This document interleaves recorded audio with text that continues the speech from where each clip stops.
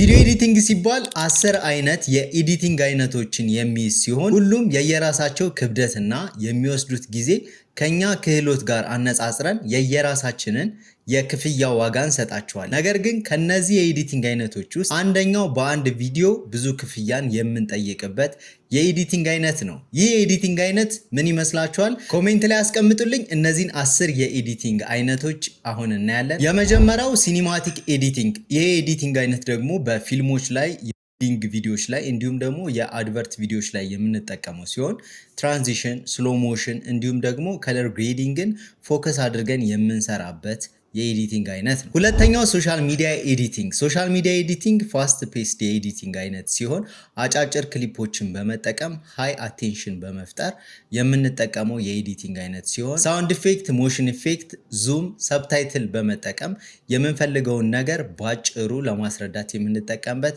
የቪዲዮ ኤዲቲንግ አይነት ነው። ከነዚህም ውስጥ ቲክቶክ፣ ሾርት ቪዲዮ፣ ዩቲዩብ፣ ኢንስታግራም ሪልሶችን ማየት እንችላለን። ሶስተኛው ሳስ ወይም ኤክስፕሌነር ቪዲዮ ኤዲቲንግ ሲሆን ይህ ክሊን፣ ሞደርን፣ ሚኒማል የሆነ የኤዲቲንግ ስታይል የሚጠቀም ሲሆን ሞሽን ግራፊክስ፣ ዩአይ አኒሜሽን፣ ስክሪን ሪከርዲንግ በመጠቀም የምንሰራው የኤዲቲንግ ስታይል ሲሆን ይሄ ደግሞ ለስታርታፖች፣ ለአፖች፣ ለዌብሳይቶች እንዲሁም ደግሞ ለተለያዩ ሶፍትዌር ፕሮዳክቶች የምንጠቀምበት የኤዲቲንግ አይነት ነው። አራተኛው ዶክመንተሪ ስታይል። ይሄ ደግሞ ሪል ላይፍ ስቶሪ ቴሊንግ ቪዲዮ ኤዲቲንግ ሲሆን ይህን ለማድረግ ኢንተርቪዎችን ቢሮል ወይም ቮይስ ኦቨር በመጠቀም የምንሰራው የኤዲቲንግ ስታይል ነው። ይህ ኤዲቲንግ ስታይል በጣም የተወሳሰበ ኤዲቲንግ ስታይል ስለማይጠቀም ዩቲዩብ ላይ ሎንግ ፎርም ቪዲዮዎችን ለመስራት ይጠቅማል።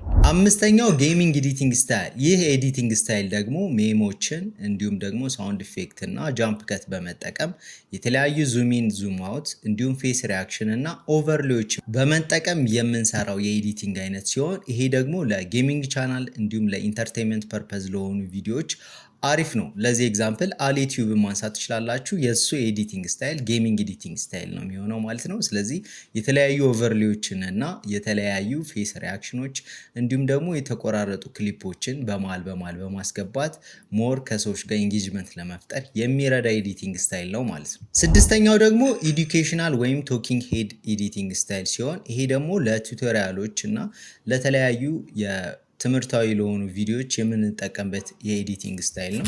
እንደ ኤግዛምፕል ደግሞ የተለያዩ ዩቲዩብ ላይ የምታዩቸው ኤዱኬሽናል ቪዲዮዎች እንዲሁም የዩቲዩብ ኮርሶች፣ ቱቶሪያሎችን እነሱን እንደ ኤግዛምፕል መውሰድ ትችላላችሁ። ሰባተኛው ሞሽን ግራፊክስ ወይም አኒሜሽን የኤዲቲንግ አይነት ሲሆን ይህ የኤዲቲንግ አይነት ደግሞ ፉሊ አኒሜትድ የሆነ ምንም አይነት ሪል ፉቴጆችን የማይጠቀም የኤዲቲንግ አይነት ሲሆን ቴክስቶችን፣ ሼፖችን እና እንዲሁም ታይፖግራፊዎችን በመጠቀም ቪዥዋሊ አትራክትድ የሚያደርግ ቆንጆ አውትፑት የሚሰጥ የኤዲቲንግ አይነት ነው። ስምንተኛው ሚኒማል የኤዲቲንግ ስታይል ሲሆን ይሄ ደግሞ ሲምፕል የሆኑ ከቶችን እንዲሁም ደግሞ ስሎ ፔሲንግ የሆነ አሪፍ የሆነ ኤሌጋንት ፎንቶችን በመጠቀም የምንሰራበት የኤዲቲንግ አይነት ሲሆን ይህ ኤዲቲንግ አይነት ለብራንዲንግ፣ ለፋሽን እንዲሁም ለፖርትፎሊዮ የምንጠቀምበት የኤዲቲንግ አይነት ነው። ዘጠነኛው ስቶሪ ቴሊንግ ኤዲቲንግ ስታይል ነው። ይህ ኤዲቲንግ ስታይል ደግሞ ኢሞሽን ድሪቨን ኤዲቲንግ ስታይል ነው። ይህ ማለት ቴንሽን፣ ክላይማክስ እና ሪዞሉሽን ላይ ፎከስ ያደረገ የኤዲቲንግ አይነት ሲሆን ሞቲቬሽናል ቪዲዮዎች ላይ በብዛት የሚታይ የኤዲቲንግ ስታይል ነው። አስረኛው ቫይራል ኤዲቲንግ። ይህ ኤዲቲንግ አይነት ደግሞ ሳውንድ ኢፌክቶችን፣ ከቶችን እንዲሁም ደግሞ ኤግዛጀሬሽን፣ ካፕሽን በመጠቀም የምንሰራበት የኤዲቲንግ አይነት ሲሆን ይሄ ደግሞ ቫይራል ኮንተንቶችና እንዲሁም ሪልሶች ላይ የምንጠቀምበት የኤዲቲንግ አይነት ነው። እንግዲህ ከነዚህ 10 የኤዲቲንግ አይነቶች ውስጥ በአንድ ቪዲዮ ትልቅ ክፍያን የሚያስገኝላችሁ የኤዲቲንግ አይነት ሳስ ኤክስፕሌነር ቪዲዮ ኤዲቲንግ ስታይል እና ሲኒማቲክ ኤዲቲንግ ስታይል ነው። ስለዚህ ሁለቱ አሪፍ ክፍያ የሚያስገኙ ናቸው። ነገር ግን ሌሎችም አያስከፍሉም ለማለት አይደለም። እንደየስኪላችሁና እንደሚያሰራችሁ ካምፓኒ ማንነት የሚወሰን ይሆናል። ለማንኛውም ለነፂ ሾፕ አዲስ ከሆናችሁ ሰብስክራይብ፣ ላይክ፣ ኮሜንት ማድረግ እንዳይረሳ። ይመቻችሁ።